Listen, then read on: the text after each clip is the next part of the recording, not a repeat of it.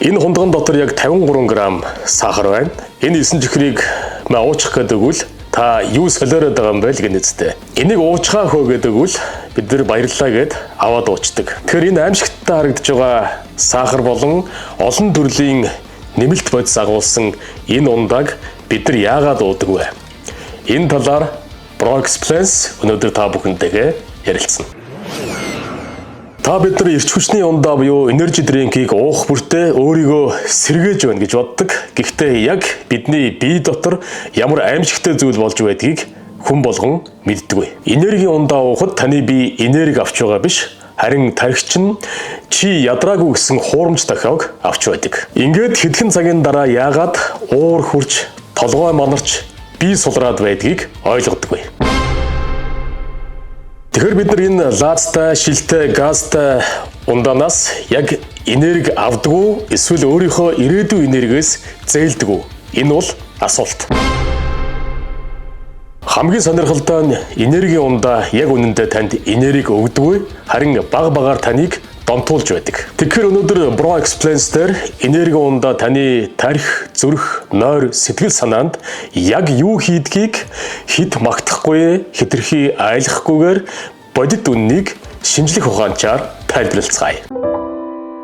За тэгэхээр өнөөдөр хэдүүлээ дэлхийд даяар хамгийн их хүмүүсийн хэрэглэдэг ундааны нэг энерги ундааны талаар ярилцъя. За энэ энерги ундааг оюутнууд уун, жолооч нар уун, шөнийн ээлжийн ажилтнууд уун. За ер нь нойргүй хонж ажиллах шаардлагатай хүмүүс илүү их хэрэглэдэг. Тэгэхээр бид нар энэ лаазтай ундаанаас үнэхээр яг энерги авч чаддгүй эсвэл тархиа хуурамч тохиоллоор хуурдаггүй гэдэг талаар өнөөдөр задлж ярилцгаая. За хамгийн түрүүнд энэ энерги ундааны найрлагыг хэдүүлээ харцгаая. Асар өндөр хэмжээний кофеин байдаг. За дээрэс нь мэдээж сахар. За одоо жишээ нь энэ ундаанд бол 53 г сахар зөвхөн энэ лаазтай ундаанд агуулгадж байна. 53 г сахар бол түрүүн би харуулсан. Энийг бид нар ингээд яг уужинал гэсэн үг. Хамгийн гол найрлага бол кофеин. Тэгэхээр energy drink буюу эрч хүчний ундаа бол зүгээр нэг ундаа биш. Энэ бол тархины үйл ажиллагаанд нөлөөлөх олон төрлийн бодисын холимог гэж ойлгож болно. Ихэнх эрч хүчний ундаанд кофеин, чихэр эсвэл хиймэл чихэр орлуулагч, Б төрлийн аминдимууд, зарим нэмэлт бодисууд агуулгаддаг. Гэхдээ хамгийн хүчтэй нөлөө үзүүлдэг бодис бол ганцхан кофеин юм. Кофеин тархинд юу хийдэг вэ? Хүний тархи өдөржин ажиллах эсвэл өдрийн ачааллын улмаас амар гэсэн дохиог илгээдэг. Энэ дохио ихсэх тусам бидний биед нүд анилдах, толгой манарах, толгой өвдөх, анхаарал буурах, ядрах, соёлдох гэсэн ийм шинж тэмдгүүд илэрдэг. Энэ бол биеийн өөрийгөө хамгаалах систем маш зөв ажиллаж байна гэсэн ийм дохио юм байна. Харин бид энерги ундаа ууснаар бид өндөр хэмжээний сахар болон кофеин орж ирдэг. Кофеин, сахар хоёр орж ирснээр энэ дохиог түр хаадаг. За энийг энгийнээр тайлбарлах юм бол бидний гар утасны батарей дуусахад анхааруулга ирдэг штэ. За 10% үлдлээ.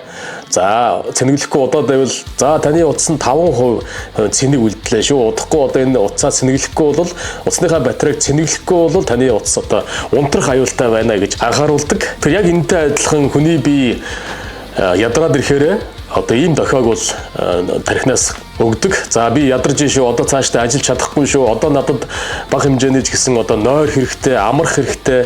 Өндөр хэмжээний ачаал дахиж авмааргүй байна гэсэн ийм тохиолдлуудыг өгдөг. Тэгэхээр утсан дээр ирсэн батарей чинь дуусчих шүү гэдэг ийм анхааруулгыг бид нар хараад тэрийг тоохгүй зүгээр ингээ унтраачдаг тохиолдол байдаг. Яг цэнэглэхгүйгээр яг үнэндээ бол утсаа цэнэглэх ёстой. Яг тэрнтэй адилхан бид нар биенээс тархинаас ирж байгаа тохиолдлын дагуу за чи ядарч шүү нэг 10 минутын дараа ирээсээ унтахгүй болохоо ойлоо шүү гэдэг дохио ирж байхад яах ёстой вэ? Тодорхой хэмжээгээр унтаж амрах, өндөр хэмжээний ачаалтай ажиллаж байгаа бол тэрийг завсарлах, нэг үгээр хэлэх юм бол биендээ амрах ийм боломжийг олгох ёстой байдаг. Гэтэл яг утасны батарей дуусч байхад тэр анхааруулгыг зүгээр цэнэглэхгүйгээр унтрааж байгаатай адилхан энэ энерги ундааг ууснаар хүн өөрийнхөө тархинаас ирж байгаа тэр тохиолдлыг зүгээр л блоклж байгаа. Унтрааж байгаа. Яг үндэ бол цаанаа нөгөө ядрал, нөгөө ажлын ачааллаас үүдсэн биеийг туйлдаа хүрж байгаа үйл явц бол үргэлжилж байгаа гэсэн үг. Тэгэхээр энерги ундаа ууснаар яагаад эрч хүч нэмэгдсэн юм шиг санагддаг вэ? Энэ талаар тайлбарлая. Кофеин тархинд нөлөөлөх үед биеийн дотор дараах өөрчлөлтүүд гардаг юм байна. За зүрх арай хурдан цохилж эхэлнэ, анхаарал төр хугацаанд нэмэгдэнэ, сэрэмжтэй байдал идэвхжинэ. Тэгэхээр хүний бие физиологи үүнийг одоо ажиллах хэрэгтэй гэсэн дохио гэж ойлгодог юм байна. Тиймээс зарим хүмүүс маш их ярьдаг болдог, илүү хурдан хөдөлгөөнтэй болдог, өөрийгөө илүү итгэлтэй болсон мэдэрдэг ийм одоо шинж тэмдгүүд гарч болдог юм байна. Гэхдээ энэ нь байнгын энерги биш. Энэ бол түр хугацааны сэргэлт гэдгийг маш сайн ойлгох хэрэгтэй байна. Тэгэхээр energy drink буюу эрч хүчний ундаа уусан хүмүүст тодорхой хугацааны дараа мэдрэгддэг нэг зүйл байдаг. Энэ нь бол уналт. Яагаад уналт гэж нэрлэж байгаа вэ гэхээр өмнө нь уусан одоо эрч хүчний ундааны кофений нөлөө буурах үед хүний бие өмнөх ядралаасаа илүү, магадгүй өмнөхөөс 2 дахин илүү ядралыг мэдэрч эхэлдэг. Тэгээд шинж тэмдгүүд нь толгой хүндрэн, бие сулран, анхаарал сарнин, сэтгэл санаа хүртэл ундаг ийм тохиолдлууд илэрдэг юм байна. Хэрвээ ундаа илүү чихэр ихтэй бол эхэндээ маш хурдан сэргээж дараа нь бүр хурдан унгаадаг юм байна. Тэгэхээр гол анхаарах зүйл энэ уналтын дараа хүмүүс юу гэж боддгоо гэхээр надад дахиад нэг лаз хэрэгтэй юм байна гэж боддог. Ингэснээр energy drink буюу эрч хүчний ундааны эргэлт эхэлдэг. Нэг ёсондоо та эрч хүчний ундаанд донтох эрсдэлтэй болж байна гэсэн үг. За тэгэхээр энерги ундааны бас нэгэн хүнд үзүүлэх нөлөө нь бол нойронд үзүүлэх нөлөө. Нэгэнд биеинд орж исэн кофеин биеэс бүрэн гарахад олон цагийг зарцуулдаг юм байна. Ийм учраас орой эрч хүчний ундаа бол шөнө ундахад мэдээж саад болно. Зарим хүмүүс өөрийгөө ундсан сайхан бүтэн нойртой онсон гэж боддог боловч яг үнэндээ тарих гүн нойронд орж чадахгүй тохиолдол их байдаг юм байна. Ингээд өглөө нь юу болдог вэ? Амраагүй юм шиг мэдрэмж төрнө, дахин ядарна, ингээд дахин эрч хүчний ундаа ууна. Ингээд нэг төрлийн тойрог үүсдэг. За харин одоо эрч хүчний ундаанд хүмүүс яагаад дасал болдог вэ? За тэр тусмаа энэ эрч хүчний ундаа хүний тархинд яг юу хийдэг вэ? Энэ талаар дэлгэрүүлж сонирхцгаая. Жишээ нь хүн нэг зүйл хэрэглээд түр хугацаанд илүү сайн ажилласан мэт мэдрэмж авах юм бол тархи тэр зүйлийг дахиж хүсдэг юм байна. Ийм учраас эхэндээ заримдаа уудаг байсан хүн аажмаар уухгүй бол ажил явахгүй гэж бодож эхэлдэг юм байна. Энэ бол сэтгэл зүйн дасал буюу энерги ундааны тархинд нөлөөлж байгаа хамгийн муу нөлөө. Одоо дүгнэлт. За тэгэхээр энэ газтай ус үнэхээр хүмүүс биднэрт энерги өгдөг үү гэвэл үгүй. Зөвхөн одоо тархинд би ядарч байна гэсэн тохиолдлыг блоклдог, хаадаг. За хуурамч одоо би сэргэлэн байна, сэргэг байна, одоо ажиллах эрч хүч байна гэсэн хуурамч тохиолдлыг өгдөг. За үүний дараа өмнөхөөсөө илүү ядрал буюу уналт руу оруулдаг.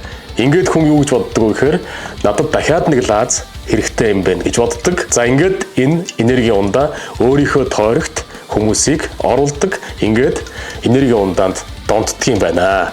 За тэгэхээр бид нар энэ лазтай ундаанаас энерги авдаг. Өөрийнхөө ирээдүйн энергиэс түр зээлж байна гэж одоо энгийнээр тайлбарлаж хэлж болох байх. Нэг зүйлийг захиж хэлэхэд одоо энерги ундаа бол олон төрлийн нэршилтэй одоо савлгаатай байгаа. Жишээ нь Монголд бол одоо Солонгосоос орж ирдэг Бакус гэд байдаг жижигхэн шилтэй. Тэр бол энерги ундаа мөн найрлага нь яг адилхан асар өндөр хэмжээний сахар агуулсан, асар өндөр хэмжээний кофеин агуулсан ийм ундаа байгаа. Тэгэхээр эцэг эхчүүд минь хүүхдүүдтэй, ялангуяа өсвөр насны хүүхдүүдтэй энерги ундааг битгий өгөөрэй.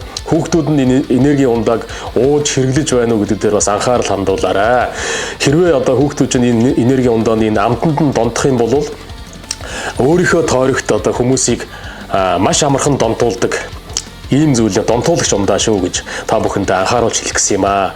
За дээрээс нь одоо дэлхийд даяар асар олон сая ширхэг зарагддаг, ард нь олон тэрбум долларын ашиг орлого яригдж байдаг ийм ундаа учраас олон төрлийн зар сурталчилгаа явж байгаа. Тэгэхээр энэ зар сурталчилгаанд одоо өсвөр насны хүүхдүүд маань автаж одоо өөрийнх нь энэ амтанд одоо татагдах вэ гэж болгоомжилж байна.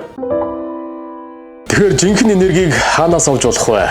Хангалттай сайхан нойр, хөлсөө гаргасан дасгал хөдөлгөөн, өдөр болгоны тогтмол алхалт, за байгалийн сайхан нарны гэрэл, за амьдралын зөв тэнцвэрээс бид бүхэн энерги жинхэнэ утгаар нь нөхөх боломжтой.